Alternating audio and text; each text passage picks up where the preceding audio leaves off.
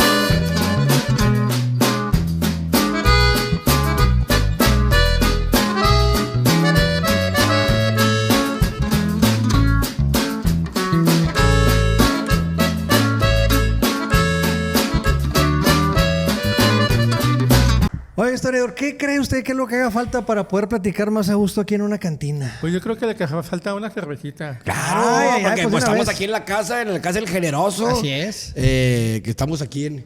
Próximamente la reapertura, mi Estamos Gucho. en remodelación porque esperen la reapertura, racita. Y ahí van a estar por todas las redes sociales, tanto el Generoso como de los Nopalitos. La reapertura y que claro, que aquí va a estar nuestro comparito acompañándonos. Y mira nomás. Mira nomás.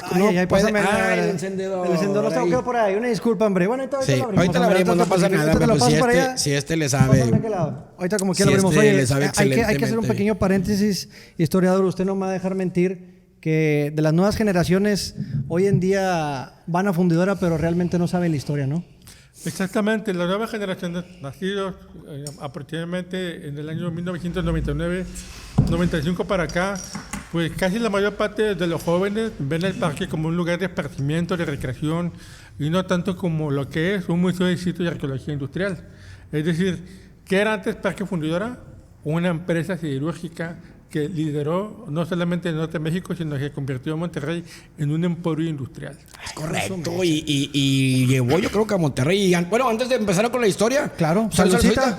Espero que la gente también se entretenga con toda esta historia que vamos a platicar porque es un lugar icónico aquí en Monterrey y lo hacemos con mucho respeto también. ¿no? Mucho respeto para todos. Comparito, ¿cómo llega alguien como tú, de que estudiaste la historia y todo, cómo llega alguien a interesarse en la historia de Fundidora? Buena pregunta. ¿Cómo llega alguien a interesarse? Bueno, primero en la historia. Generalmente es alguien que le llama la atención el interés por el chisme. Chismear qué es lo que pasó, cómo suceden las cosas y qué cambios trascendentales tiene. Entonces yo creo que es donde llama el interés de las personas por el estudio de la historia. ¿Sí? Y es por eso, en mi caso, pues a mí me llamó la atención más que nada los héroes de la independencia. Cuando yo era niño, en vez de comprar el recreo, en vez de comprar el gansito de la coca, iba a la papelería y compraba las estampas de héroes. Y con las biografías de héroes, exactamente. Y la señora de la papelería me dijo, tú eres el único niño raro que me compras estampitas. Todos compran papitas y coca y gansitos y tú no. Y tú por comprarme estampitas, te vas a regalar una coca. En aquel entonces eran las cocas chiquitas. Tiene chiquititas. De esas. Y siempre que yo iba, compraba estampitas y la señora me daba una coca. Okay. ¿Viste algo de chico? O sea, algo que hayas visto de tus padres o algo que te haya llamado la atención pues muy joven, ¿quién le interesa más que jugar canicas, no? ¿Tuviste algo de joven con tus padres o algo para que te llamara la atención? No, te diré, mira, yo soy huérfano de padre, mi papá murió cuando yo tenía 2 años, entonces mi mamá siempre estuvo trabajando. Casi nunca tuve mucho contacto con ella porque siempre estaba trabajando y trabajando. Entonces, como me la pasaba solo, pues me la pasaba leyendo. La lectura. Entonces, así fue como me interesó la historia. Excelente, excelente. Qué chulada. Qué bueno. Y hoy en día, cuando ya se convierte en historiador de Fundidora de Monterrey, ¿qué fue lo primero que encontró, fotografías, algo ahí extraordinario que nos pudiera compartir? Claro, mira, primero que nada, yo llegué al Parque Fundidora por invitación de la que es ahora, entonces, senadora Marcela Guerra. Y ella era la coordinadora de Patrimonio Cultural del Parque Fundidora y me invitó a cubrir el puesto temporal de una historiadora que estaba encargada del archivo histórico porque iba a dar a luz. Entonces yo me quedé en su lugar. Yo llego en septiembre y en septiembre llego específicamente para clasificar todas las fotografías de Fundidora. Para empezar, cuando yo llegué y me enseñaron las fotografías, recién egresado de la Facultad de Filosofía y Letras del Colegio de Historia, me sorprendí porque le decía a las compañeras que estaba ahí, jamás había visto y ni siquiera tenía conocimiento de que había existido una fundidora en Monterrey. Ah, no la conocía. Porque en aquel entonces, en el plan de estudios, me daban estudios sobre historia de Europa, historia de América Latina, pero nunca historia regional. Okay. Entonces, por eso no sabía sobre la existencia de Fundidora. A través de las fotografías fui aprendiendo. Había un señor que trabajó en Fundidora, Manuel González Caballero, en paz descanse, y de él aprendí mucho. Entonces, él me enseñó quiénes eran las personas que estaban en las fotografías, cómo se llamaban, qué puestos tenían, y me fui aprendiendo un poco a través de los documentos hasta que empecé a agarrarle la onda a las fotografías. Y cuando se cumplen los meses en que la compañera que se había incapacitado regresa, me dice Marcela Guerra, pues me gusta tu trabajo, cómo clasificaste la fotografía y me gustaría que te quedaras. Y pues sí, me quedé. Entré a Fundidora gracias a mi trabajo que le llamó la atención. Yo entré un 3 de enero del año 2000. Ya, 26 años ya. Mi edad.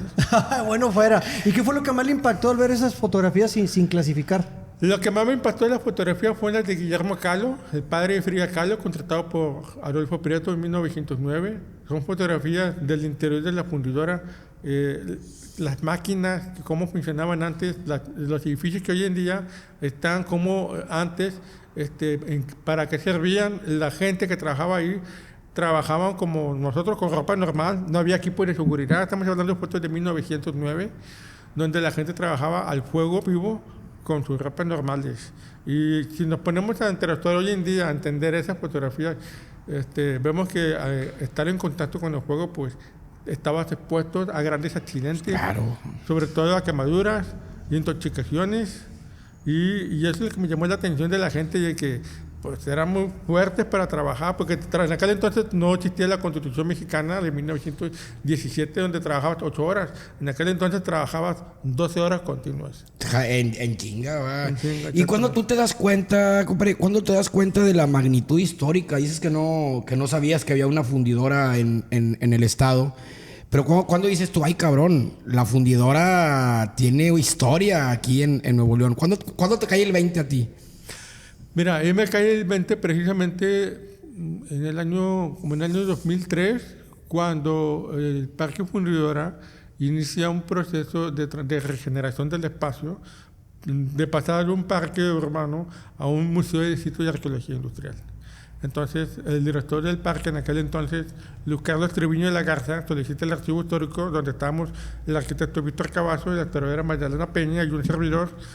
Nos solicita que armemos un guión museográfico y le demos un alma viva a este parque, que ponemos nombres a las plazas, nombres a los lugares y que busquemos un ícono, una figura para el parque. Entonces es donde nosotros decidimos ponerles Andador Maestranza, Andador Adolfo Prieto, Boulevard Acero, y escogimos como mascota un silbato, Silvio el Silbato. Así se llama la mascota. El silbato es uno de los íconos más importantes de Fundidora. No solamente marcaba la hora de entrada y salida de los trabajadores, sino que también ese sonido no es como hoy en día que el tráfico se escucha toda la calle, pero en aquel entonces el silbato se escuchaba a kilómetros de la ciudad de Monterrey. Y la gente se amoldó al sonido del silbato. Es decir, sabían a qué hora se tenían que levantar, los niños iban a la escuela, las esposas tenían lista la comida para el viejo. Y el papá amenazaba al muchacho, le decía, quiero que me traigas a mi hija antes del silbato de las 10 de la noche, si no, ya sabes cómo te va a ir. Era el reloj de aquel tiempo. Era el reloj de aquel entonces. Entonces la gente se regulaba por el sonido del silbato. El silbato llegó a ser muy importante en la vida de la sociedad regiomontana.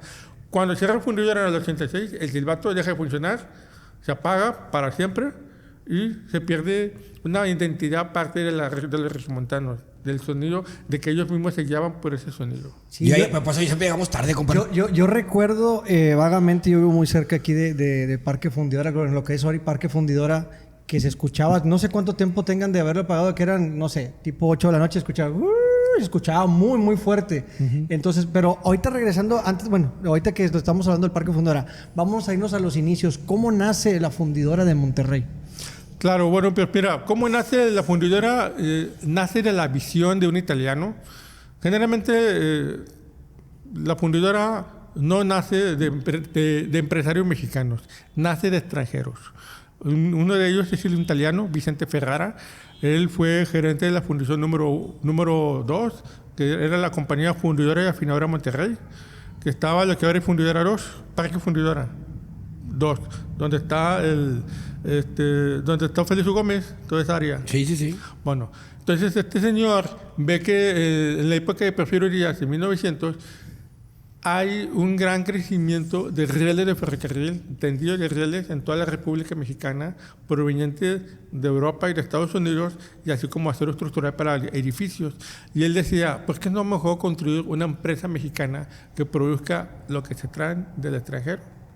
Y él concibe la idea de crear una industria siderúrgica en México. La pregunta es, ¿quién le va a entrar a la inversión para hacer ese proyecto?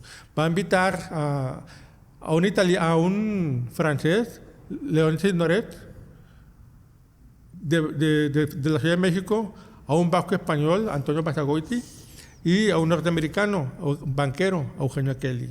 Entonces, esos 4 personas, Eugenio Kelly, León Signoret, Basagoiti y Ferrara, van a ser los socios principales y van a invitar a un grupo de inversionistas de la ciudad de Monterrey, que eran los Zara, los Beldes, los Mendirichaga, los Armendáriz, entre otros, los que forman el grupo del Grupo Monterrey. Y todos ellos van a invertir un capital de 10 millones de pesos oros, lo que costó en su momento la fundación de la empresa. La pregunta es, ¿dónde la vamos a instalar? Y Vicente Ferrara decidió que fuera en la ciudad de Monterrey. ¿Por qué Monterrey? Porque Monterrey en aquel entonces, en 1900, el gobernador era Bernardo Reyes. Y Bernardo Reyes hacía una exención de impuestos a todas aquellas empresas que se establecieran en la ciudad de Monterrey. Después de ello, también el ferrocarril daba un tendido ferroviario. Tenía el ferrocarril, el nacional, el internacional y el del Golfo, entroncaban en la ciudad de Monterrey. Y ese llegaban a las minas, llegaban a la ciudad de Monterrey, se podía procesar todos los productos y el producto terminado podía llegar a la Ciudad de México y al puerto de Tampico para exportación. Por eso se decidió que fuera en la ciudad de Monterrey. Entonces yo, porque digo, hemos escuchado con varios historiadores, todos amigos, que cuando Monterrey se funde y todo ese rollo, pues no era nada, no había ni mina, no había ni nada. Entonces realmente fue elegido por la manera de distribuirse tanto para Estados Unidos como para México, ¿no? Porque, pues sí, dices tú, pues antes no era muy agraciado en un tema de lo que venían a buscar la gente. Sin embargo, tenía un punto estratégico para la comercialización entonces. Sí, sobre todo porque Monterrey es frontera con Estados Unidos, pues casi como unos 200 kilómetros. Y eso es lo que nos ayudó mucho, que se establecieran grandes empresas metalúrgicas en 1890. Después ahí surgió la cervecería Cuauhtémoc en 1890 también. En 1900 la fundidora y más adelantito la industria del vidrio y la cementera. Entonces de ahí surgen todas las empresas que ayudaron a crear la historia mítica de la ciudad industrial de Monterrey. Entonces, la visión que tenían, entre comillas, por así llamarlo, entre Vicente Ferrara, era comercializar y fundir nada más. Era producir accesorios de fierro y acero para ¿sí? comercializarlos y que fuera una industria nacional. Ok. Sustituir todos los productos extranjeros. Ese era el punto.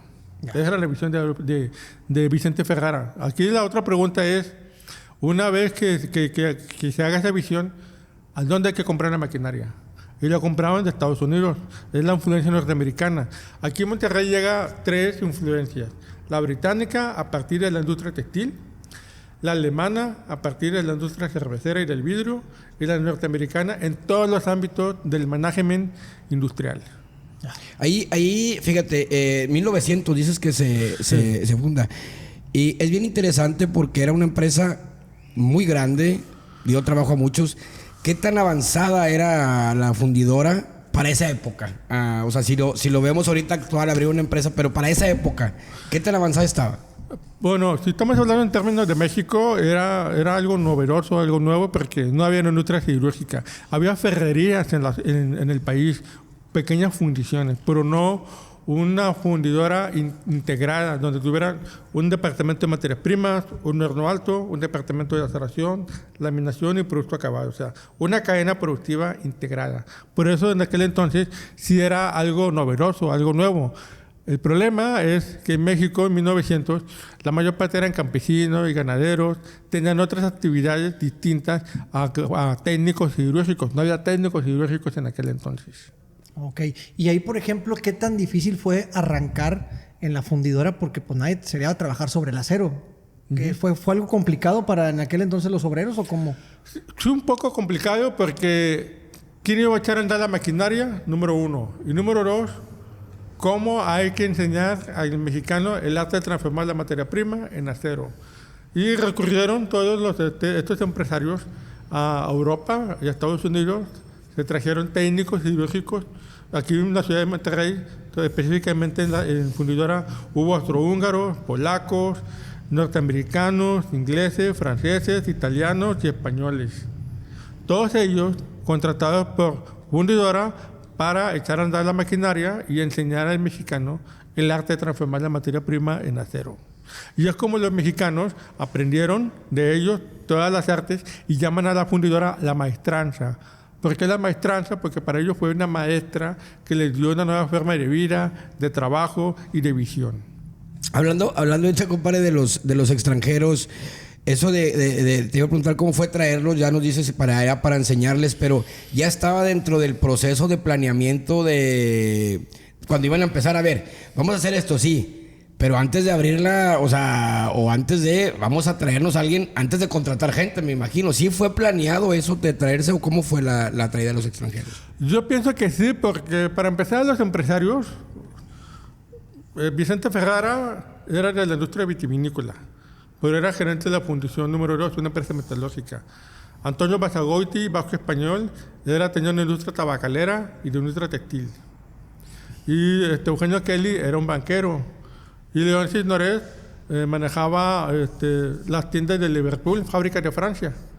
Entonces, ninguno de ellos tenía experiencia en la industria siderúrgica. Todos ellos se apoyaron de gente que les recomendó, les asesoró qué comprar y a quién contratar. Excelente, porque sí es complicado. O sea, vamos a abrirla, ya tengo la gente y... Pues no, ¿verdad? Que sí. Pues y ahora, otra duda también que pueda surgir ahí. Sabemos que el obrero aquí se hizo, por así llamarlo, en Monterrey, pero ¿realmente dónde eran los obreros de aquí de México? Muy buena pregunta. Fíjate que en aquel entonces mucha gente llega a la ciudad de Monterrey y casi todos son presidentes desde 1890, cuando se instala la American Smelting, la fundidora refinadora de Monterrey, las Arco, esas empresas, y la cervecería, vienen gente de diferentes estados del país, sobre todo de la parte centro-norte, que son San Luis Potosí, Zacatecas, Tamaulipas, Coahuila y los municipios de Nuevo León. Entonces, toda esa gente va a llegar a la ciudad de Monterrey en busca de oportunidades y de aventuras. Entonces todos ellos llegan y se instalan en la cervecería, en las fundidoras, en las metalúrgicas, en las Arco, y es como empieza a crear la cultura obrera.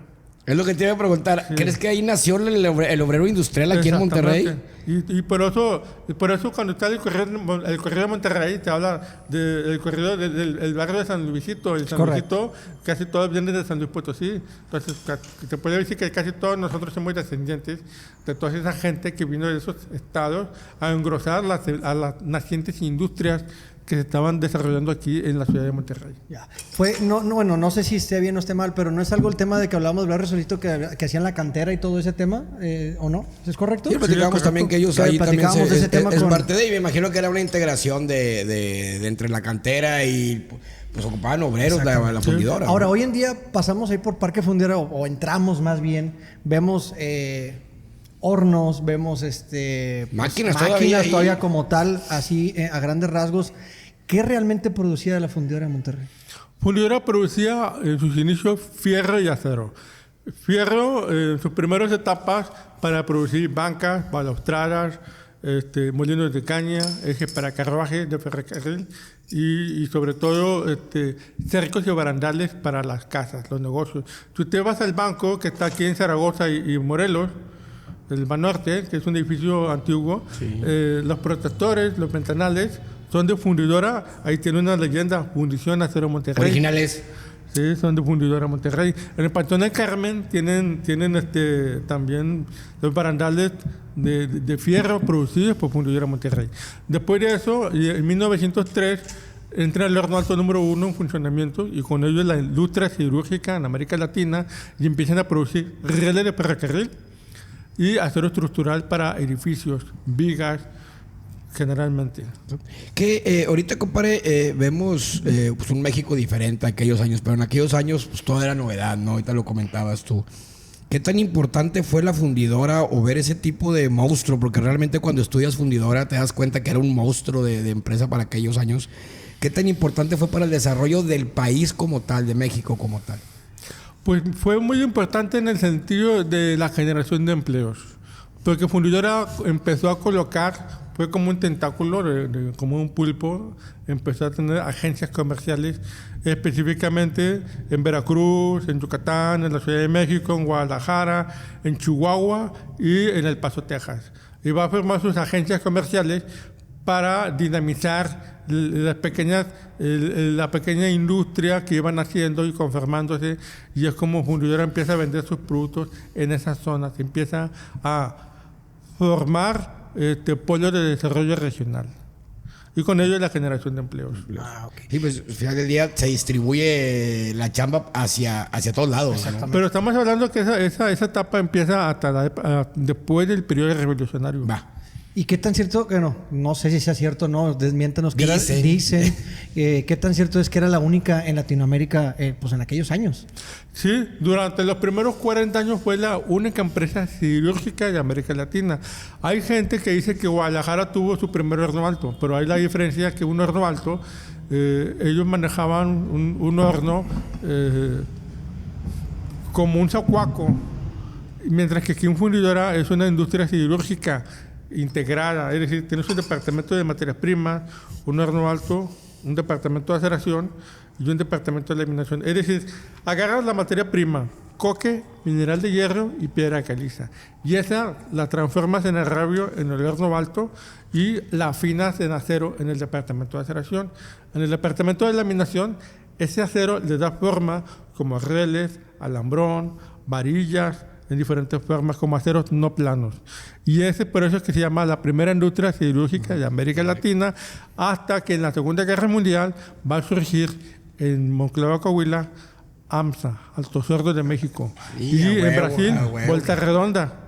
Entonces ya Fundidora va a dejar de ser la única empresa en América Latina. Entonces sí es cierto. Sí, y aquel me dijeron Monclova y se emocionó. Saludos a toda la gente de Monclova. Saludos a toda la gente de Monclova, muy queridos. Oye, compadrito, y ahorita, por ejemplo, aquí tenemos un staff, como puedes ver, y a la familia de ellos siempre han dicho, ¿dónde trabajas? En Nopalitos. Y es un orgullo para sus familias trabajar con Nopalitos, ¿no? Ahorita, claro, actualmente. ¿Qué representaba para una familia en aquellos años? Oye, mi papá, mi hermano trabaja en Fundidora. O sea, ¿qué representaba para ellos? Pues no sé si presumirlo o algo, ¿no?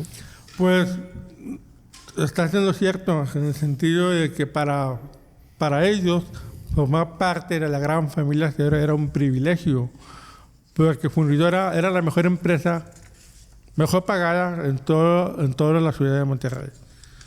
A pesar de que era riesgoso porque trabajabas en contacto con el fuego, entrabas pero no sabías si ibas a salir. Por eso pagaba muy bien. Y aparte, no solamente era Vicente Ferrara, el director general. Después de él, en 1907 llegaría Adolfo Prieto, un español que levantaría la empresa y desarrollaría todo un sistema de relaciones sociales obrero-patronal. Adolfo Prieto le dio a los trabajadores una escuela, la primera escuela para ellos, para que se educaran y formaran parte del engranaje industrial de la fundidora. Después les creó una sociedad cooperativa donde los alimentos eran a costo de fábrica y solamente para ellos, cuando en la época revolucionaria había escasez de alimentos en la ciudad de Monterrey. Ellos, los trabajadores, estaban protegidos porque Adolfo Prieto les daba comida. Número 3, les dio una sociedad recreativa para que ellos se cultivaran, se educaran y fueran la clase pensante. Por eso, hasta los primeros 86 años que tuvo Fundidora, tuvo un sindicato rojo, un sindicato combativo, muy distinto a los sindicatos blancos de las demás empresas. Y cuarto, Fundidora le dio una maternidad a las esposas de los trabajadores. La maternidad María Josefa, donde nacieron muchos hijos de los trabajadores que posteriormente formarían parte del engranaje industrial de la empresa y que también serían personalidades importantes en la ciudad de Monterrey. Entonces, todas esas prestaciones sociales que Adolfo Prieto le dio a ellos, para el trabajador fue un orgullo decir, yo trabajo en Fundidora Monterrey.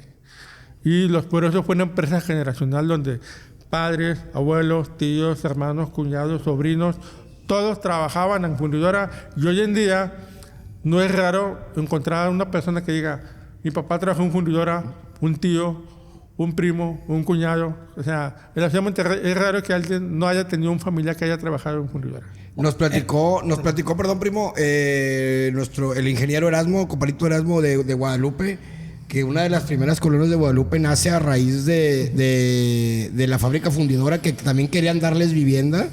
Guadalupe en aquel tiempo pues estaba ahí con mucho terreno, y hay una colonia que se hace en Guadalupe, las primeras, a raíz de que la hace fundidora para sus trabajadores, fíjate. O sea, daba todo, daba vivienda, daba condiciones de salud, buena paga, comida. Entonces sí, era una empresa que representaba mucho para la familia, ¿no? Sí, así es. Sobre todo, le puso la primera casas, pero esas casas eran para empleados que eran muy importantes para Fundidora. Fundidora tenía que escoger qué empleados iban a ser importantes para él, porque recordemos, 1900 se funda la empresa, y la ciudad de Monterrey, para ese entonces de la época, llegaba hasta la calle Diego de Montemayor. De Diego de Montemayor para acá eran acequias, montes, no había casi nada. Entonces, tenías que tener a tu personal las 7/24 horas, pues si había un desperfecto, una maquinaria o una urgencia, que era inmediatamente llamarles para que estuvieran ahí. Por eso se colocó la colonia cero dentro de la fundidora a unos cuantos metros, para que rápido, inmediatamente, si estás a las 2, 3 de la mañana o cualquier hora, estabas ahí. Pero es visión de empresario, ¿eh? Esa es visión Sí. del cabrón. Y por ejemplo, ¿qué otras prestaciones tenían en aquel entonces los obreros de la fundidora? Aparte de eso. Bueno, aparte de eso, es que los becaba, Adolfo Prieto becaba a los niños que tenían mejores rendimiento escolar, así como su comportamiento, y de esa manera los becaba, los mandaba a estudiar en la UNAM, a Estados Unidos, a Alemania, y de esa manera venían a Fundidora pues ya mejor preparados. Lo que quería Adolfo Prieto es que no contratar tanto extranjero, porque sus costumbres eran distintas a las costumbres mexicanas. O sea, realmente lo que quería es que se superara el mexicano como tal, ¿no? O el regiomontano, o la gente que venía a trabajar de todos lados de la República. Yo creo que también el gobierno influyó, ¿no? O sea, tenían apoyo del Estado como tal para tener ese tipo de acceso también la empresa, ¿no? Bueno, sinceramente no tanto. Sí, Okay. Sí tuvo el apoyo del gobierno federal, en cuanto a protección arancelaria. ¿Sabes qué? Yo voy a producir esto, pero tengo la competencia de los gringos, de los ingleses. Aumentales a ellos para yo poder vender y apropiarme de ese mercado y generar las condiciones de empleo de que yo pueda vender mi producto. Entonces, en ese sentido, el gobierno sí apoyaba a empresas como Fundidora para generar el empleo y, sobre todo, un mercado nacional. Ya. ¿Y cómo eran las condiciones de trabajo en aquellos años? Ahorita lo que venía mencionando. Muy interesante pregunta, porque en aquel entonces, estamos hablando de 1900, hasta los primeros 40 años, Fundidora Monterrey fue una empresa que tenía un nivel de peligrosidad intensa, porque trabajaba siempre en contacto con el fuego, y fotografías de Guillermo Kahlo, Refugio Santa García, Lauro Leal, Federico Espinosa, entre otros, te muestran las personas cómo trabajaban en aquel entonces en condiciones como nosotros estamos vestidos, que no había hasta 1940, toda la gente trabajaba con sombreros, no con cascos. Nada más. O sea, ¿sombreros Nada más. literal de estos? Cualquier de estos O de paja para el sol o cosas de esas. y los sombreros esos que utilizaban los campesinos. Ah, sí. También. Y también andaban con camisas normales arremangadas, zapatos normales.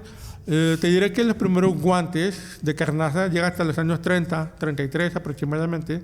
El casco hasta el 46. Zapato industrial en la década de los 60.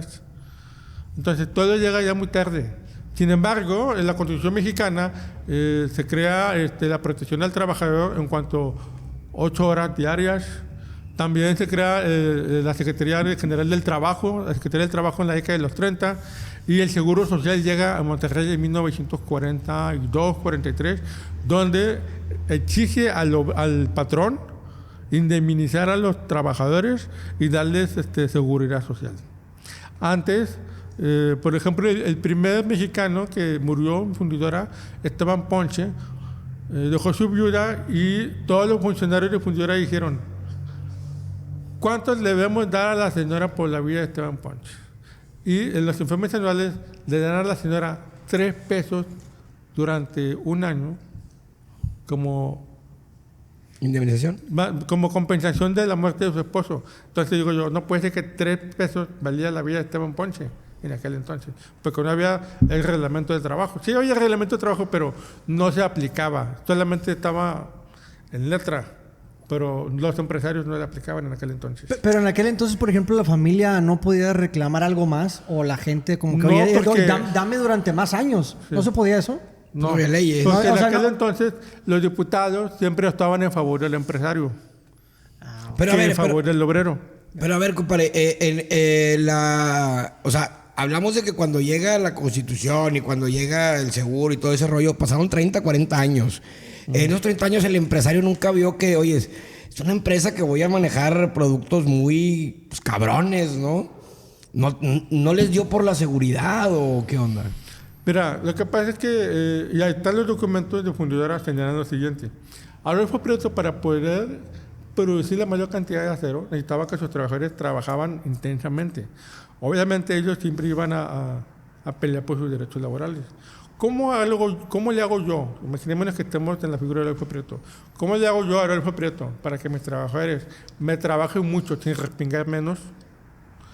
Les doy una escuela, una sociedad recreativa, casas, deportes. Les doy todo para que se mantengan felices, pero que me trabajen el doble y el triple. Que sean eficientes. al Chingue final su de madre cuentas. los guantes, chingue, o sea, está cabrón. Sí, ahora hay otra cosa. No se aplicaba, sí existía la Constitución mexicana, pero no se aplicaba en aquel entonces porque en la década de los 20 todavía accionadas militares, estaba huelgas, todavía había efectos de la Revolución Mexicana en algunos lugares, entonces no se aplicaba al 100% la Constitución mexicana. Yo leía por ahí un artículo que creo que, así como eran también deficientes, creo que si en 4 horas terminaban su trabajo, ellos podían pues ya casi salir de su chamba, por así llamarlo, ¿no? Cuando no existía la jornada laboral de esas 8 horas, ¿no? Bueno, eso ya estamos hablando ya... ¿Más adelante? Sí, más adelante, en la década de los 50 hasta los 80, donde había 2 tipos de trabajo: por destajo o por contrato. Ok. ¿sí? Y esa era la leyenda negra de por qué cerró la fundidora, porque los trabajadores eran unos flojos, que no hacían nada. Pero es que lo que dice la gente de afuera, no conocen cómo estaba el sistema de adentro. Por eso es que había dos tipos de trabajo, por contrato y por destajo. Ay, juez, ahorita, Sí, porque ahorita vamos a llegar. Pero entonces, aquí algo me queda, compadre, porque estamos hablando que la gente arriesgaba su vida a diario, ¿no? Sí. También juega el papel de ese 1900 a 1930. Quiero enfocarme antes de que llegaran las reglas. La hombría del pelado de decir, nah, yo así mero, güey, ¿cómo me voy a poner eso? Te ves bien ridículo. ¿Jugaba ese papel el tema de seguridad en el tema personal? Porque arriesgabas tu vida a diario, que te ibas a jalar 12 horas, ¿no sabías qué pedo? Sí, sobre todo, lo cuentan algunos trabajadores, decían que cuando llegaban los chavos a trabajar en fundidora, porque había niños a trabajar a la edad de 13 años, 14 años. Manuel González Caballero, que fue jefe de Relaciones Públicas y Publicaciones de Fundidora de 45 hasta finales de los años 60, él llegó a Fundidora a la edad de 13 años, trabajando en el departamento de dibujo y fuerza motriz. Entonces, cuando los jóvenes grandes, o los señores grandes, buscaban a los jóvenes, decían, vamos a comprobar si eres digno de trabajar en fundidora. Los ponían a trabajar en áreas peligrosas y si realmente podían cumplir con ese requisito, te quedabas. Si tenías miedo, no servías para eso, para afuera. Ok, o sea, sí. Se los probaban, los calaban. Pero los mismos empleados o los trabajadores. Sí, sí. No los dueños. O sea, por así llamarlo, que estaban a prueba, casi, entonces. Sí, y a remar. Y ahí tenías que decir, no, yo así mero, porque si no me quedo a jalar y querían las prestaciones para la familia. Yo creo que en aquel entonces, pues obviamente el empresario, pues nomás quería para acá, ¿no? No, sí, y aparte como era la empresa pues de moda o la que pagaba bien, pues tú querías probar para quedarte, para que tu familia tuviera mejores condiciones de vida, cabrón. Ahora vámonos ahorita al tema que pues desafortunadamente pasó una tragedia. Cuéntenos qué realmente pasó el 20 de noviembre de 1971 en la fundidora de Monterrey. Sí, bueno, en fundidora siempre hubo muchos accidentes, desde que se fundó hasta que cerró. Demasiados. Muy probablemente hubo accidentes muy más trágicos que la del 20 de noviembre, que no están documentados. Han dicho algunos trabajadores que hubo accidentes donde murieron casi hasta 30 personas, lo cual pues me resulta difícil de creer porque son memoria oral, no es lo mismo que esté en papel. ¿Sí? Como la del 20 de noviembre del 71. Y el 20 de noviembre del 71 fue es una fecha hoy en día sagrada, muy importante en la vida de la fundidora y en la ciudad de Monterrey por los familiares de los trabajadores que todavía viven, los hijos de ellos y que los recuerdan y que cada 20 de noviembre, cercanos al fin de semana, hacen una misa dentro del Parque Fundidora para recordar y no olvidar ese suceso. Entonces, el 20 de noviembre de 1971, en el Departamento de Aceración, acababa de picar una olla con más de 1200 grados centígrados de temperatura, líquido, acero líquido. Salud. Imagínate que esto fuera una olla y el contenido se llenó de acero líquido.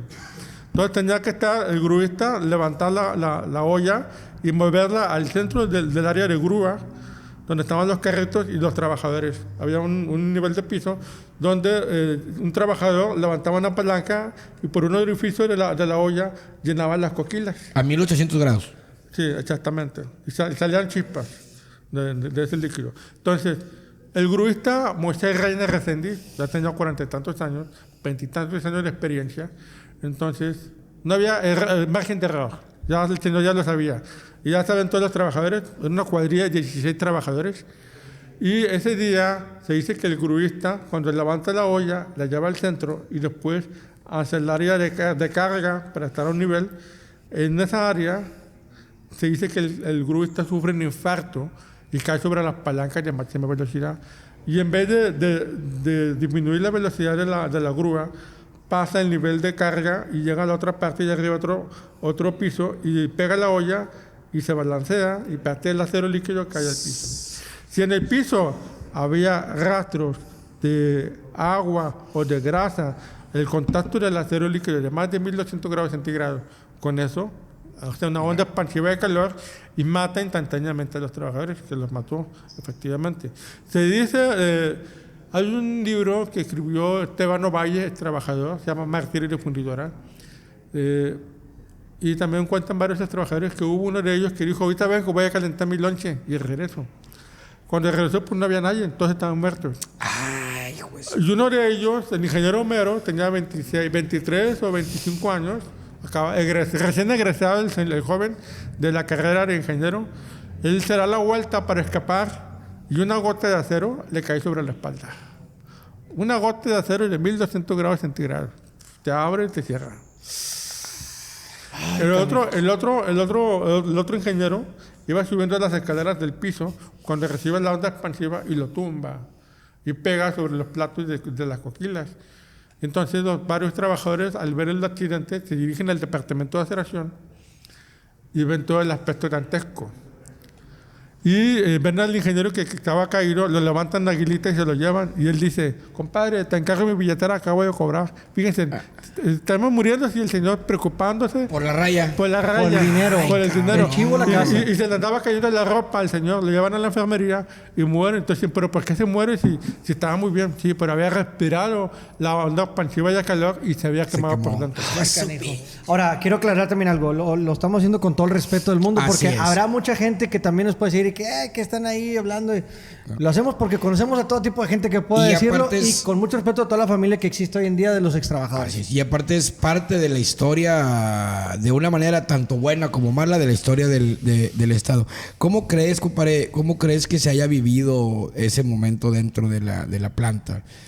Pues mira, lo que me resulta increíble es que pasó el accidente, se colocaron los tarjetones donde estuvieron ahí las palancas y todo, para que viniera la Comisión Mixta de Seguridad y Higiene, la ministerial y el mismo sindicato y la empresa, y entre todos determinar qué ocasionó el accidente. Salud. ¿Qué ocasionó el accidente? Pero eso dejaron en esa olla, en esa grúa. Tenían que seguir trabajando el departamento. Mientras hacían el peritaje, los trabajadores siguieron trabajando. O sea, y no paraba la jornada laboral. No paraba la jornada laboral. No se paró la jornada laboral. Siguieron trabajando. Ya. Exactamente, porque tenías que producir acero. Tenías clientes que cumplir. Compromisos. Exactamente, Ahora, compromisos. ¿Y por qué hay diferentes versiones de lo que ocurrió? ¿Será Bueno, que también la gente...? Una es la grúa, el accidente, que fue un infarto y cayó sobre la palanca de máxima velocidad. La segunda, que fue una falla mecánica de la grúa, lo cual se me hace improbable porque el gruista ya tenía más de 20 años de experiencia.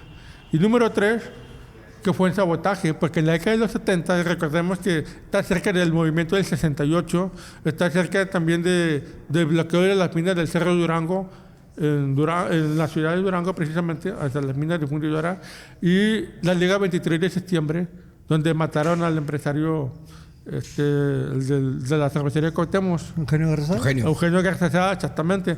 Entonces, ese es el contexto histórico donde ocurre el accidente, que posiblemente fue en sabotaje. Son 3 versiones que cuentan los trabajadores y yo me quedo pensando, en estos 25 años que tengo en el parque, pues siempre decía, no, pues aceptaba las historias de ellos, pero después me digo, a ver, si en el departamento eran 16 trabajadores y todos murieron, ¿cómo es que ellos saben lo que pasó si ellos no estuvieron en ese departamento? ¿Y tú qué crees, compadre? Tú, en todo lo que has investigado en estos 20 y tantos años, ¿tú qué crees a tu percepción? No la realidad, sino Alberto, ¿qué crees? En mi punto de vista, en lo particular, respetando las opiniones de todos, yo pienso que más bien fue un sabotaje. ¿Por qué? Porque en la caseta del gruista, así como estamos nosotros, además tenía que estar el grubista atento al trabajo por la responsabilidad de cargar una olla de más de 1200 grados centígrados. Y porque tienes a un lado trabajadores que tienen su vida. Y se dice que cuando después del accidente, vieron que dentro de la caseta del grubista no solamente quedaban los restos de él, sino 4 restos más, identificados como electricistas por el cinturón y las herramientas. La pregunta es, ¿qué hacían esos electricistas en la caseta? Ok. Que fue una falla mecánica en los planos, que tenemos guardados, está el asiento del grubista, la máquina, y atrás del grubista hay un botón de parada. Incluso todas las máquinas se herramientas. ¿Por si había pedo o qué? Pues si fallaba algo, ese corta todo y todo se apaga. Y en el plano se habla de todo, pero no se habla de ese botón. Y está señalado con flecha. Y dice que tenía más de 20 años de experiencia el grubista, ¿verdad? Entonces, Ay, digo canijo. yo, se está peleando forcejeando por tirar la producción, forcejeamos, peleamos y no nos damos cuenta que ya va llegando a este nivel. Ya cuando te das cuenta que está ahí, ¿qué es lo que hace uno? Por instinto, trata de salvar tu vida. Claro. Y no pensar racionalmente que baja el botón. Sí. Sí, exactamente. Por eso todos quedan en diferentes posiciones. Oh, ya, qué Pero interesante. Ese- ese es mi... Tu idea. punto de todo lo que- vista. sí, sí, Mi sí. punto de Y que vista. quede claro, es un tema personal de la historia que has investigado en estos Ahora, años. habrá gente o familiares que hoy en día a lo mejor pueden tener alguna otra versión, no lo sabemos, que las comenten. Por favor. Y si algo, no lo que nos estemos equivocando, simplemente lo que nos estamos nosotros basando en lo que está en el archivo, En la ¿cierto? historia. Y Gracias. en lo personal. Ahora, en aquel entonces, ¿qué impacto tuvo todo esto en Monterrey, sobre todo en el país como México, este accidente trágico? Pues se trató de mejorar la seguridad industrial en todas las empresas. Independientemente, pues, los accidentes no avisan, surgen intempestivamente. Sí se crearon mejores normas, se protegía más al trabajador, pero ya estaba en la ciudad de Monterrey. Este suceso cobró mucha relevancia nacional porque tanto el sindicato como empresarios no querían reconocer su responsabilidad. Entonces, de algo local se hizo nacional. Las madres y las esposas, viudas, cuando en el sepelio ellos decían, queremos ver nuestros seres queridos, abran al ataúd. Y el sindicato y la empresa dijeron, no vamos a abrirlos. Porque, pues, ¿qué esperabas encontrar ahí? Nada. Desafortunadamente, no puedes encontrar nada. Metieron puros pedazos de fierro de manera simbólica Claro. para representar algo que no había. Ay, que yo creo que ha haber sido un golpe duro para sus familias, ¿no? Porque al Claro. final de cuentas, digo, en cualquier circunstancia que parta aquí un ser querido, pues lo que quieres a lo mejor es poderte despedir. Pero, y no fue dentro mala, de lo que cabe, y no fue mala leche. Es que era claro. imposible, cabrón. Era imposible Sí, la verdad que sí. encontrar algo. Ahora, compadre, yo no he estudiado, me he documentado de varias cosas, entre ellos algo de la aviación, y dicen que la seguridad va en base a algo que pasó hace muchos años, ¿no? Y el menos de la aviación, toda la seguridad que existe el día de hoy ha sido por errores pasados, ¿no? Uh-huh. ¿Qué empezó a salir mal en Fundidora a partir del 71, del accidente? Que en lugar de decir, bueno, ya entendimos, pero empieza la caída de Fundidora, ¿no? ¿Qué crees que empezó a salir mal a partir de ahí para la empresa? Mira, Fundidora fue una empresa privada de 1900, con empresarios como Vicente Ferrara, y que después Adolfo Prieto la levantó en 1907, salvándole de una crisis económica hasta 1977, que la dinastía Prieto mantiene a la Fundidora como una empresa privada. Ellos solicitaron créditos bancarios a empresas, a bancos norteamericanos, con pagos a 10 y a 15 años. Pues el problema es que en México había devaluaciones económicas que hacían que las deudas se duplicaran, se triplicaran, y a veces solicitaban apoyo del gobierno federal a través de la ANAFINSA y que solicitaban créditos. Pero esos créditos no se los cobraban todavía, sino más adelante. Cuando el boom petrolero empieza a crecer en la década de los 70, hay una aparente estabilidad y empiezan a invertir más dinero, solicitar más dinero. Pero llega un momento en que las devaluaciones económicas, el precio del petróleo, las huelgas del sindicalismo y sobre todo que las deudas se iban incrementando, la Fundidora como empresa privada no pudo sacarlo adelante, solicita más préstamos al gobierno federal y el gobierno a través de la ANAFINSA solicita a Fundidora, ok, yo te voy a apoyar, pero tú me das acciones. Hasta que el gobierno se convierte en accionista mayoritario. Cuando eres accionista mayoritario, ¿qué pasa? Pues ya te quedas todo al final Mira, de cuentas, mira, ¿no? mira, Exactamente. con ¿Por todo qué? respeto, mira. Porque hay un momento donde llega el 50-50, por así llamarlo. Y si ya soy yo el 51, tú eres el 49, pasas a ser mío, ¿no? No, y el tema... Exactamente. Casi todo. El tema que obviamente es tuyo. La toma de decisiones ya Exactamente. es mía. Y a la hora de la toma de decisiones yo mando. Ahora, ¿y qué significó que el gobierno tomara el control como tal de la fundidora? Pues significó que precisamente no es lo mismo alguien que tú manejaste la empresa durante 77 años, sabes cómo se maneja la situación con tus trabajadores, a una entidad que está en el centro del país y no conoce tu situación. No sabe la cultura laboral de sus trabajadores. Entonces llegan ellos y llega el gobierno federal a través de un consorcio llamado Sidermesh. Sidermesh va a agrupar a 3 empresas importantes del país. Fundidora, Altos Hornos de México, que es AMSA, y Sicarza, Lázaro Cárdenas Las Truchas, en Michoacán. Y esas 3 empresas las va a juntar en uno solo y se va a manejar como de manera unida. El asunto es que cuando el gobierno federal toma la fundidora, llegan los famosos ingenieros de cuello blanco, egresados de del Politécnico, de la UNI, de la UNAM, y empieza un choque con los trabajadores de fundidora. Y los trabajadores de fundidora van a decir, ¿qué me va a enseñar a este ingeniero que nomás se la pasó estudiando en los libros que yo que tengo la experiencia aquí? Todo quemado por la... Exactamente. Y empieza ese problema, que no es lo mismo un trabajador que defiende a la fundidora, que tiene puesta la camisa a alguien externo, que no es de la fundidora. Entonces llegan estos con poder y dicen, ¿sabes qué? Bueno, esto me lo contaban los trabajadores. Dicen, échame estos equipos a la camioneta y llévalos a tal parte. Y ya se dan cuenta que empezaron a saquear la fundidora. Poco a poquito. Por eso dicen que la práctica hace realmente a la persona que realmente trabaja en la empresa, ¿no? Y que realmente hay que entender que cuando tú llegas a una empresa, porque eres el de cuello blanco, como dices tú, el que sabe en papel, mejor apréndele del que tiene 20, 30 años jalando. Del que realmente sabe. Pues claro. Ahora, compadre, del accidente al cierre total es en el 86, ¿no? El cierre. Pasan 16, 15 años de ese cierre. ¿Cómo se vive el cierre en el 86 de una empresa como fundidora? Mira, pues por experiencia de los mismos trabajadores que me han contado el impacto que ellos vivieron después del cierre, o sea, cómo experimentaron ellos el cierre.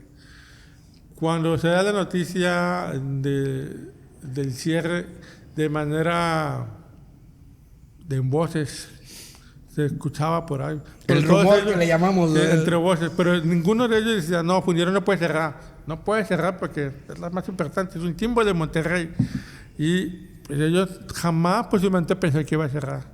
Hasta que llegó ese fatídico día del 9 de mayo y los que estaban adentro, pues nada más que esperaban su turno que salieran, los que estaban afuera ya no pudieron entrar. Si dejaste tus cosas allá adentro, si dejaste tu boleto de la Lotería Nacional que te la sacaste, te fregaste. Ya es del otro. Entonces, cuando cierran la fundidora, van a buscar la manera de que se reabra o si no, las mejores condiciones para su liquidación. Van a luchar por todas sus prestaciones. Ya había leyes, ¿verdad? Sí, de la ley. Sin embargo, se va a hacer la ley de quiebra. Sobre la ley de quiebra se va a liquidar a ellos. El asunto, independientemente de eso, es la realidad. El gobierno federal decía, vamos a cerrar fundidora, porque ya las preestatales en aquel entonces no eran redituables para el gobierno federal. Ocasionaban muchas deudas, pérdidas económicas. Y si cerramos Altos Hornos de México, ¿qué va a pasar? No, pues toda la ciudad depende de Altos Hornos, se va para abajo de la ciudad. No, mejor no. Vamos a ver fundidora. Si cerramos fundidora, ¿qué pasa? No, pues son 10,000 trabajadores. Nada más. Se pueden colocar en cervecería, en vidriera, en cemento. Ya había muchas empresas aquí, ¿verdad? Exactamente. Se pueden colocar en empresas. Pero el problema es que el gobierno federal no conoce la situación de cada estado.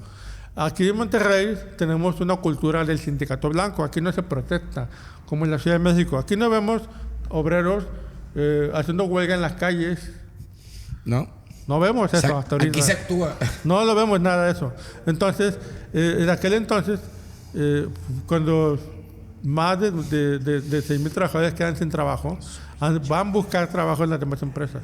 Y había lonas en las empresas que decían, vacante, se buscan trabajadores, y abajo decían, menos para la difundidora. O sea, se fueron sobre todo. Es una leyenda negra, se fue una leyenda negra sobre los trabajadores. ¿Por qué? Porque eran rojos. Ahora, pero realmente, ¿qué pasó con los trabajadores? ¿Los finiquitaron? ¿Encontraron Sí, otro? los finiquitaron. Pero ¿adecuadamente o cómo se le hizo ahí? Pues tengo entendido que se les dio por la ley de quiebra adecuadamente. Tengo entendido que se les dio adecuadamente en ese sentido. Pero independientemente de eso, obviamente ese dinero no te va a dar toda la vida. Sí, claro. No. ¿Qué vas a hacer? Que la situación que vieron ellos. Y no es me que quieres hubo dar jale trabajo. acá. No me quieres Y hay dar otra jale acá. cosa. No solamente eran ellos. Sus hijos, que empezaron a trabajar en las empresas, se dieron cuenta de los empresarios. Mira, es que fulanito es hijo de un obrero fundidora. Lo que era orgullo pasaba a ser problema. Exactamente. Ay, cabrón. Entonces decían, ¿sabes qué? Pues sácalo. ¿Por qué? Porque su papá es sindicato rojo, me va a llevar sus ideas y va a enfrentar a mis trabajadores. Hasta sacar esa manzana podrida de mis manzanas. Entonces, ¿sabes qué, compañero? Va a haber un recorte. Te va a tocar a ti, lo siento mucho. Pues ni modo, hasta que se dieron cuenta, ¿sabes qué? No hubo recorte. Te sacaron porque eras hijo de trabajadores fundidoras. Fíjate qué increíble de ser de una de las empresas en la que la gente quería trabajar a casi tener que negarla para poder tener un empleo, ¿no? Esa yo no me la sabía ni en lo que medio leí, cabrón. Es impresionante. Y lo que cuentan los mismos trabajadores es que muchos de ellos que no encontraban trabajos, se les cerró el mundo. Se dice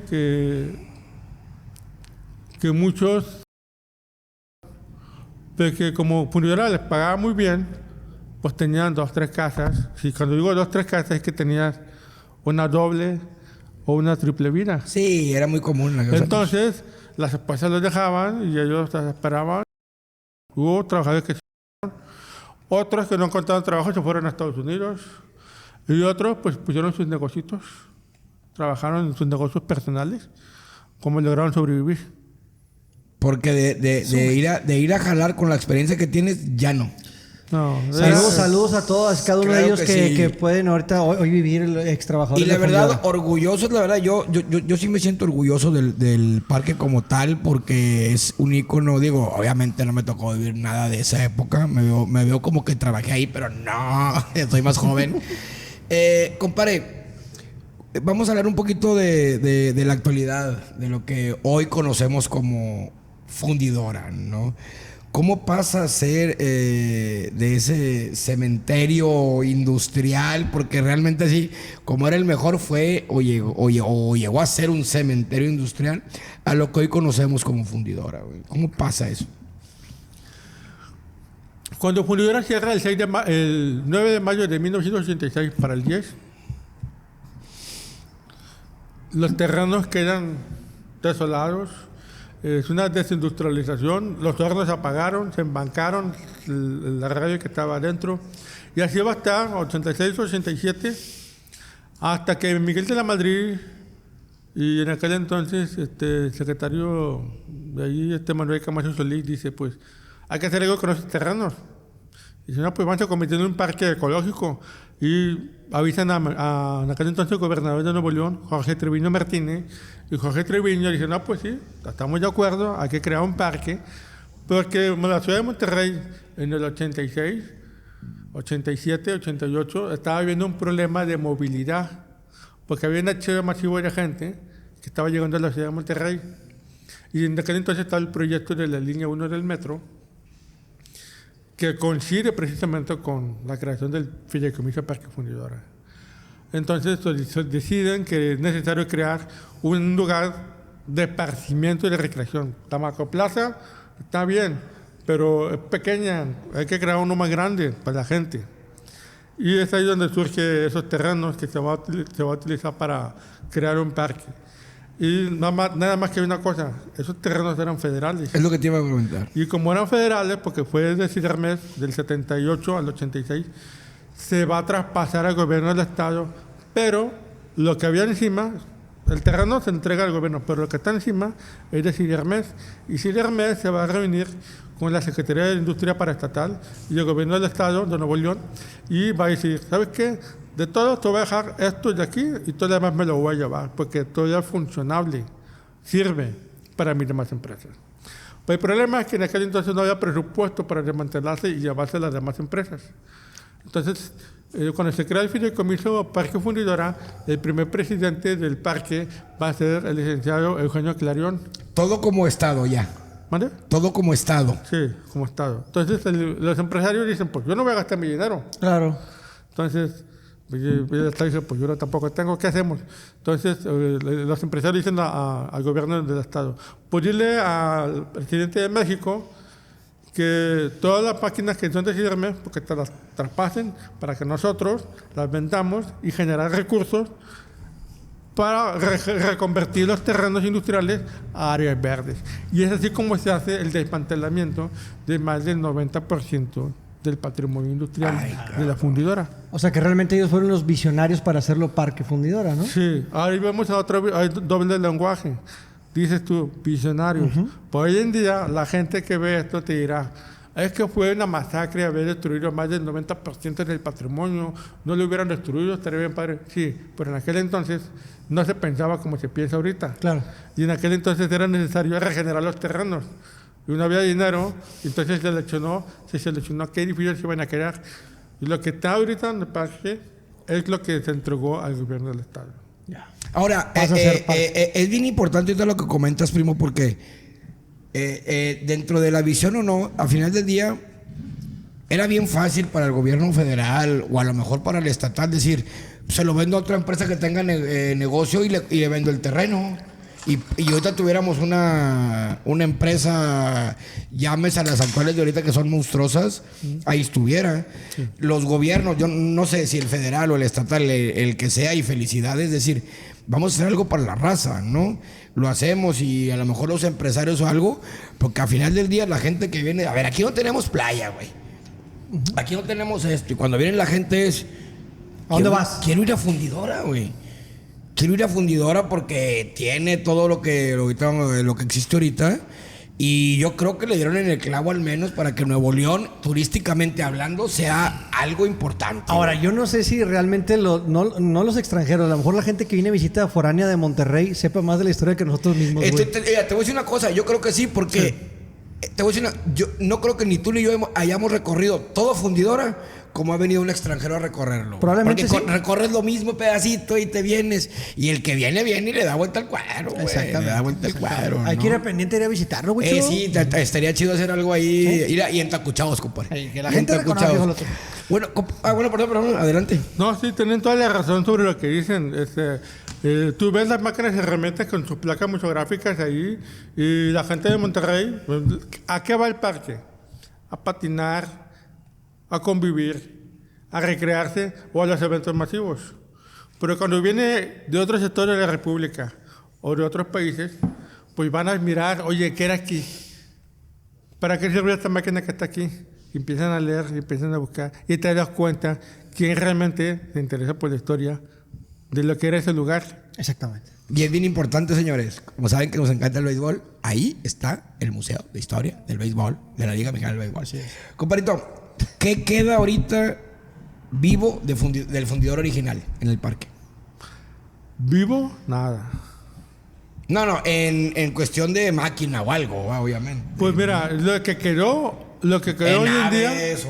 Lo que quedó hoy en día es un horno alto, que es el único complejo industrial prácticamente completo.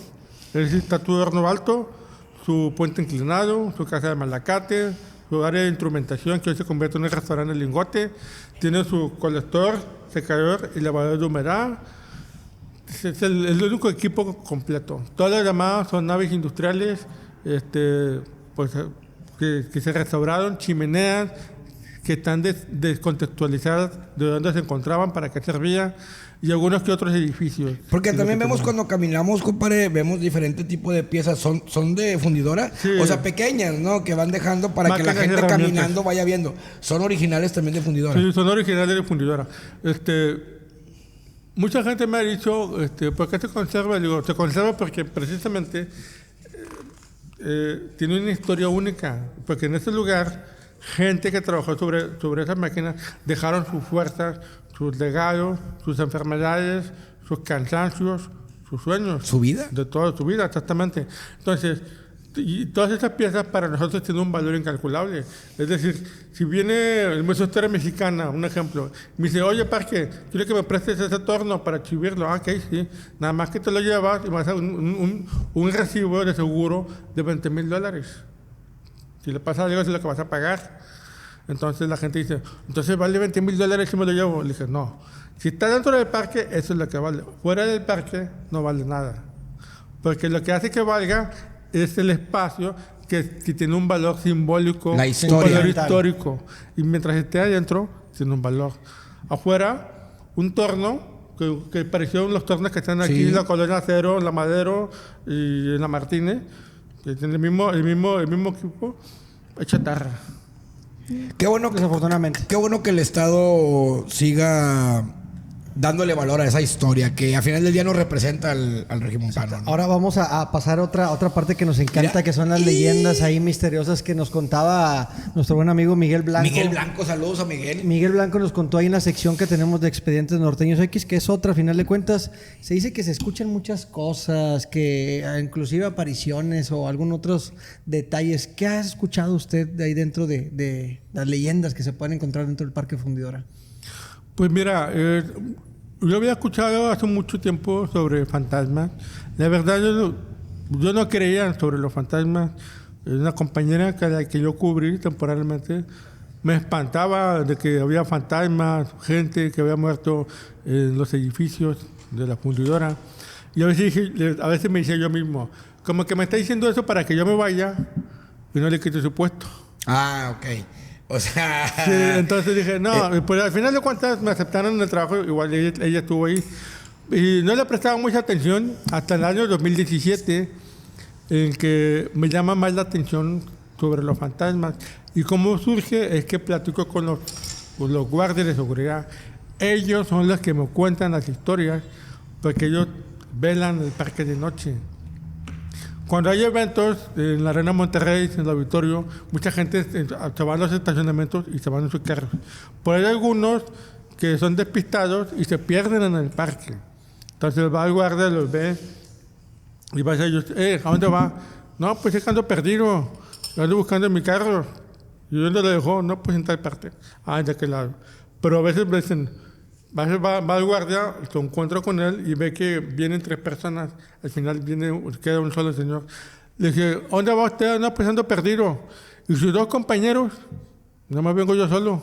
¿Cómo que no? Cuando iba hacia usted, habían 2 caminando al lado suyo. Canijo. Eso es lo que contaban los guardias. También, cuando se hace el Foro Universal de las Culturas Monterrey 2007, el ejército se encargaba de vigilar, pernotar en la noche todas las instalaciones, cuidarlas. Y ellos decían que cuando iban en su carrito de golf que manejaban en el parque, cuando había luna llena, se iluminaba todo el parque. Pero en el carrito estaban ellos y veían unas alas que se iluminaban en la pista y se volteaban y eran aves, eran brujas. Ay, cabrón. Entonces también teníamos brujas, es lo que cuentan ellos. Pero fuera de eso, yo empecé a investigar a través de las historias de ellos, empecé a juntarlas y me empezaba a través de los documentos que muchos de ellos, de los trabajadores, morían de manera accidental y trágica, es decir, morían trabajando, de tal manera que por eso surgen los trabajadores como si estuvieran, los fantasmas como si estuvieran trabajando, porque ellos no piensan que están muertos. Ellos siguen jalando. Siguen jalando, exactamente. También hubo una colonia acero adentro de la fundidora que estuvo desde 1903 hasta mediados de los años 70, en que fueron tirados en la década de los 70 para dar la ampliación al BF. Y esa colonia vivió mucha gente importante para la fundidora, que tenían que estar las 7:24. Exactamente. Tenían sus hijos, sus familias. Y así como nosotros sufrimos del COVID, donde murió casi 13,000 personas, Sí. en la década del 17 al 20, la influencia española en todo el mundo mató mucha gente. Y Monterrey no fue la excepción. La colonia Cero tampoco fue la excepción. Murió gente. Y en aquel entonces, cuando morías, en los años 20, cuando morías, para velarte, tapaban los espejos con cortinas, ¿sí? Y te ponían a ti. En aquel entonces te velaban en las casas, no se velaban Sí. en los velorios. Te ponían con los pies hacia la puerta con tus cirios para que te fueras. Pero había dado casos que había niños que cuando morían su espíritu se quedaban en las casas de las colonias. Cuando la colonia es derrumbada, destruida, pues ¿a dónde van a quedar esos fantasmas? Ya Ahí. no tienen espacio. Van a deambular por el parque. Y es por eso que dicen, ¿por qué se parece una niña? Lo que ahora es Niños con Arte, la Fuente Cuadros. Si era una fundidora, sí, porque estaba la colonia Cero dentro de la fundidora. Pero la colonia es destruida, entonces ellos van a empezar a vagar en el parque. Se aparece una niña que posiblemente que falleció por la influencia española o otras enfermedades. Pero había un trabajador, Aurelio Arenas, que él me decía, mira Casillas, aquí hay dos tipos de accidentes, los trágicos y los imprudenciales. Por eso ocurren los accidentes y los muertos. ¿Cuál quieres que te cuente? Y yo, cuénteme primero los trágicos. Ok, te voy a contar un caso de un trágico. Hubo una vez en los años 60, un mayordomo del departamento de eliminación que ya estaba por jubilarse. Todos sus pupilos, sus discípulos, trabajadores, le decían, no te vayas, maestro, te vamos a extrañar, eres muy importante para nosotros. Y él decía, lo siento mucho, muchachos, pero mi tiempo llegó y me voy feliz y contento, porque en mis tantos años de trabajo no me amputé ni un dedo, ni una quemadura, no me maté, nada. Me voy completito y enterito. Y entonces le dicen los jóvenes trabajadores, no, tiene razón, maestro, que disfrute sus vacaciones después de tantos años que trabajó aquí. Pero queremos hacerle una comida de despedida, ¿cómo ve? No, está bueno, les acepto la comida. Para tal día, tal hora. No, está bueno, tal día, tal hora. Y en aquel entonces se acostumbraba a darles una comida de despedida a esas personas que se jubilaban. Entonces se decía a su casa, dice a su esposa, ahorita vengo, vieja, ¿a dónde vas? Mis compañeros me van a hacer una comida de despedida. Ah, bueno, que te vaya bien, cuídate. Y llega al departamento y allá se hacían las comidas, incluso las fiestas navideñas y los partidos de voleibol con las máquinas trabajando. Ah, ok. No las suspendían. Ponían en veces banqueteras, en el centro lo ponían a él y todos comían alrededor. ¿Y las máquinas 24 horas? Estaba todo trabajando. Estaban todos comiendo cuando de repente, ¿qué creen? Cae arriba una viga. ¿Y dónde cree que cae? En él. En la cabeza del que iba a jubilarse. ¡Ay! El que se jactaba de que no me he amputado ni un dedo, no me he quemado, no me ha pasado nada y me voy enterito, completito. Y no fue ni a jalar, güey. Nada más iba ¿Qué? a despedirse. Qué cosas y lo que es el destino, ¿no? Y ese es el trágico. Ahora Ok. vámonos al otro. Porque en aquel entonces, y la vida en fundidora no baila nada. Porque entrabas pero no sabes si ibas a salir. ¿Sí? Entonces ese es el trágico. El imprudencial, ¿los cuento el imprudencial? Por Una favor. vez. El imprudencial, también, esto me lo contó Aurelio Arenas, el líder sindical en aquel entonces. Me dijo, había un caso imprudencial. En el departamento de aceleración BF, lo que queda hoy en día es la chimenea triple, que está ahí cerca de la escuela, Popreto. Ok. Es así, como un tripié. Sí. Va. Había un grupo, una cuadrilla, el mayordomo, y tenía que juntar a los chavos que se juntaban en la entrada de la empresa y eran los aprendices. En aquel entonces se trabajaba medio turno porque había un evento. Entonces estaban a mar arriba del edificio trabajando y después dicen, bueno muchachos, pues vámonos ya. Y se acabó el turno porque es medio turno. Bajan y el mayordomo dice, sí, se me olvidó la caja de herramientas.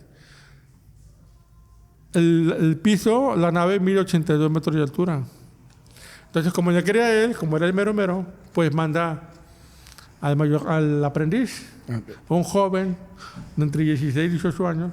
¿Sabes qué, muchachito? Sube para arriba, saca la caja de herramientas y le llevas al almacén y ya te puedes ir a tu casa. Como era media jornada ese día, todos habían hecho sus planes y el chavito pues también. No le quedó más remedio que aceptar a regañadientes subir 82 metros de altura. Pero cuando estuvo allá arriba, se fija y dice, no, pues está muy lejos, vamos la bajada. Después ve que está la grúa y la garrucha del gancho. Y dice, si me aviento y me agarro, voy a bajar como... Hecho madre. Como un... Como Tarzán. Elevador, bomberos, elevador. hombre. Sí. Pero es una garrucha. Estamos hablando de una garrucha gruesa, grande. Sí. No estamos hablando de una garrucha pequeña, como los polipastos. No, es una gruesa. Sí, una gruesa. industrial. Exactamente. Pues, según me cuenta Aurelio, estaba más arriba. Lo que no me explico es cómo lo cuenta, porque si fue por una caja de herramientas, ¿cómo le haces para saltar con la caja de herramientas? Y no es ligera. Exactamente. claro que no. Pero el caso es que lo cuentan así. La raza le vale madre, sí. El chavo se avienta al vacío y se agarra de la garrucha. ¿Pero qué creen? Un chavito de 18, 19 años, delgado, flacucho, y unos gruesos cables y la garrucha gruesa, pues ¿cuándo iba a bajar? No, nunca. Y estaba suspendido a 82 metros de altura, ya valiste. Y las manos empiezan a sudar hasta que... Se cae. Desgraciadamente cayó. Pa. Yo en el archivo he entrevistado a los trabajadores y le cuento esta historia. Y me dije, espérame tantito, ya sé cuál me estás contando. Yo estuve ahí cuando ocurrió el accidente. O sea, Yo soy un sí. chavito. O sea, Digo, se la saben. entonces la historia es verídica. Me dijo, sí, es verídica. Ok. Canijo, Es que, qué loco. a ver, y yo creo que hasta la fecha, si ahorita somos imprudentes y nos vale madre, o sea, en aquel tiempo me imagino que más. Ahorita con toda la información que tenemos, nos sigue valiendo madre. Pues yo sí la compro porque pues antes no tenía nada, chingue su madre. Y a raíz, como lo mencionas, que no había ni seguridad antes, Nada. y conforme fueron pasando los años, y desgraciadamente, como lo cuentas, que hasta que no pasa una desgracia, pues vas implementando nuevos niveles de seguridad, ¿no?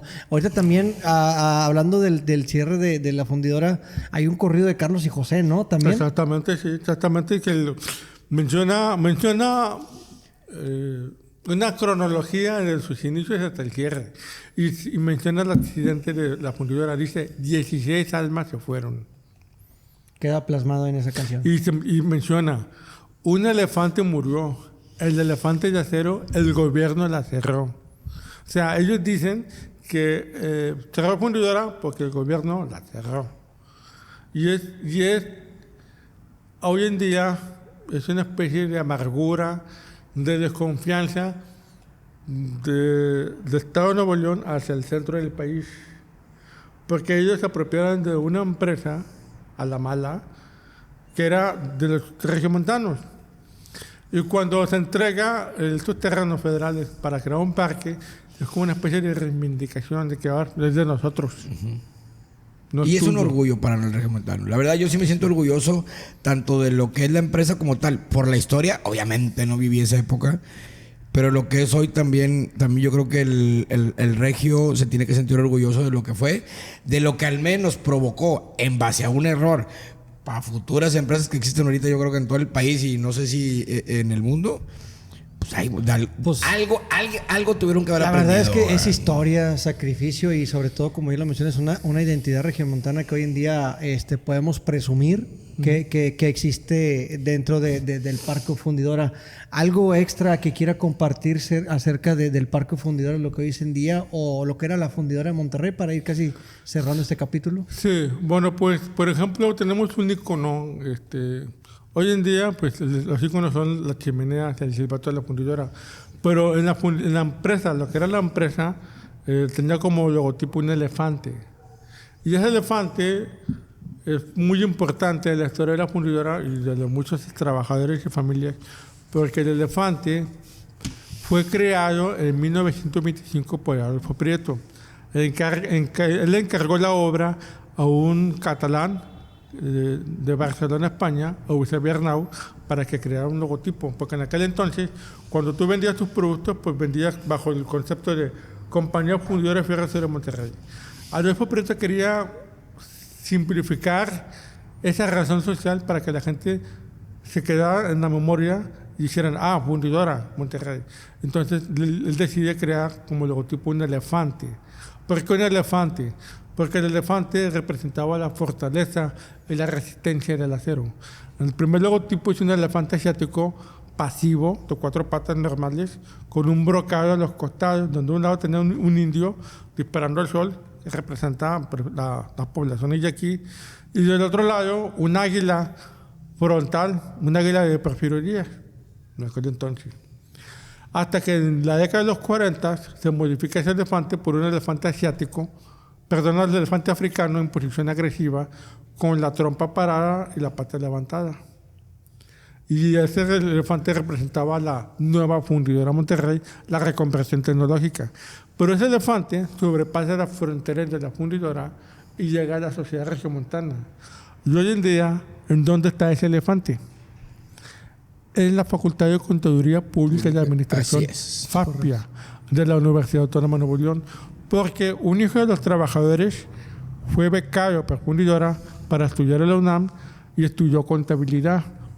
Este es Ramón Cárdenas Coronado, hijo de obreros que estudió contador, llegó a fundidora, después de recibirse se convierte en contador y auditor de la fundidora, y en la década de los 50 va a fundar una escuela de comercio que después se va a unir a la Universidad Autónoma de Nuevo León para formar lo que es FAPIA. Wow. Y entonces, como él era el hijo de trabajador y fundidora y formaba parte de la gran familia Cero, va a llevar como símbolo, como todas las facultades llevan una mascota, pues él dice, pues me voy a llevar el elefante, y el elefante de la fundidora es el elefante que está en FAPIA. Y parado, máxima que haces, y parado.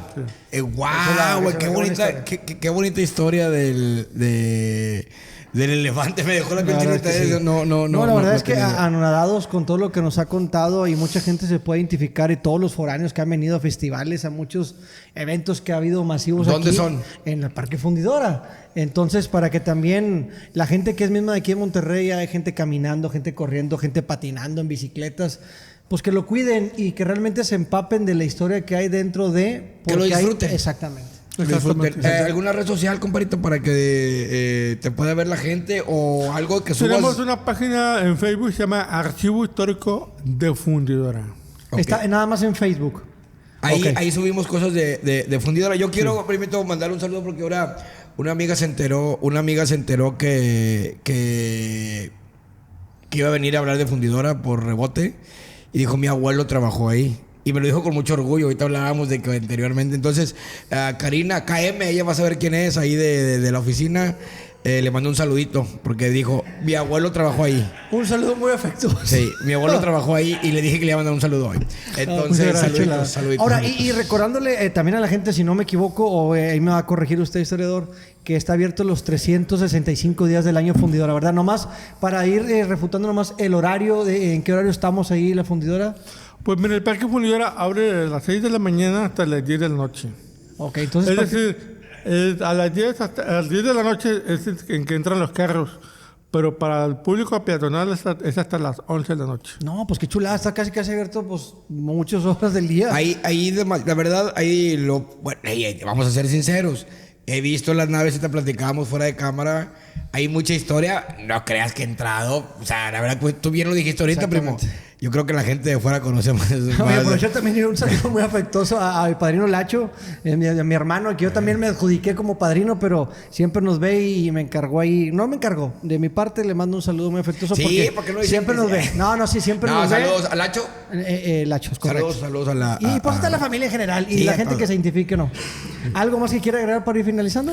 No, pues solamente invitar a la gente que revalore este espacio de lo que fue Fundidora Monterrey, ahora convertido en un parque ecológico, pero que conozca también, se cuestionen por qué están esos edificios, estas máquinas, para qué sirven. Porque mucha gente va hoy en día a tomarse fotos de 15 años, se bodas, como toman el parque de manera como un escaparate, como una escenografía, cuando realmente tiene un pasado histórico. Entonces, recordar ese pasado histórico es parte de la identidad regiomontana. Y es lo que queremos hacer. ¿Hoy en día todavía está lo de las aves o no? ¿Vale? ¿Lo de las aves todavía está en Fundidora? El Museo de las Aves todavía está. Okay. Y pues muchas cosas más que puede recordar. Vayan y visitan y es más, ahí les dan un tour en el río, les dan un tour con una lanchita y les dicen, aquí está todo el pedo. Sí, hay más otra cosa. Si ustedes ven el escudo de Nuevo León, el escudo de armas de Nuevo León, en la parte inferior del lado derecho aparecen 5 estufas que mucha gente dice que son chimeneas, pero no son chimeneas, son estufas y son del horno alto número 1 que está en el Parque Fundidora. Y eso fue creado, ese escudo fue creado en la década de los 40 por un grupo de historiadores porque el Estado de Nuevo León no tenía un escudo de armas. Y entonces el único escudo que había era el de Monterrey, Nuevo León, y el del municipio de Monterrey. Entonces todo el mundo se confundía que era el del Estado, pero no. Se tuvo que crear uno. Y entre ellos tomaron esas chimeneas, que no son chimeneas, son estufas, para representar el concepto de la industrialización del Estado. ¿Sí? Y eso es lo que tenemos hoy en día, que esas estufas del horno alto número 1 están en el escudo de armas de Nuevo León, pero que la gente dice que son chimeneas, pero no son chimeneas, son estufas de precalentamiento de aire. Y ahí te das cuenta que realmente la fundidora fue importante para el Estado. Exactamente. Y nuevamente reiterar, si hay alguna gente que son extrabajadores o familiares de los extrabajadores, los hacemos con mucho cariño. Desafortunadamente pasó una tragedia muy grande, es parte de la historia de Monterrey que no puede faltar y se tiene que contar tal y como es. Y la verdad, a lo que hemos hecho aquí en el canal, teníamos muchas ganas de contar esa historia, porque hemos platicado de muchas de la historia y Fundidora creo que es parte de la historia del Estado. Entonces, gracias por aceptarnos la invitación, contarnos ese pedacito de historia que la verdad a los regiomontanos al menos nos interesa mucho. Y como dice mi primo, y también lo quiero decir yo, con mucho respeto a las familias. Exactamente. Y hay así alguien que tenga alguna sugerencia o inquietud un mal dato o algún dato que nos pudo haber faltado, que lo comente con todo el espacio del mundo. Estamos en YouTube, estamos en Facebook, en todas las redes sociales estamos como Los Nopalitos TV. No les olvide por favor suscribirse al canal de YouTube, que es el principal porque está el capítulo tal cual completo, ¿no? Así es. Y si nos repites tus redes sociales, completo, donde suben las cosas de Fundidora. Sí, es en Facebook, Archivo Histórico de Fundidora. Ahí estamos agradecidos, espero les guste y por favor, sí ayúdenos con más datos, porque si tienen otro tiempo que se nos pasó, hacemos una parte 2 con mi compadre, con chicos que no. Y pues bueno, Rolando. Bueno, vamos sin más decirle a la gente que los queremos mucho y los queremos ver tomar. ¡Ánimo!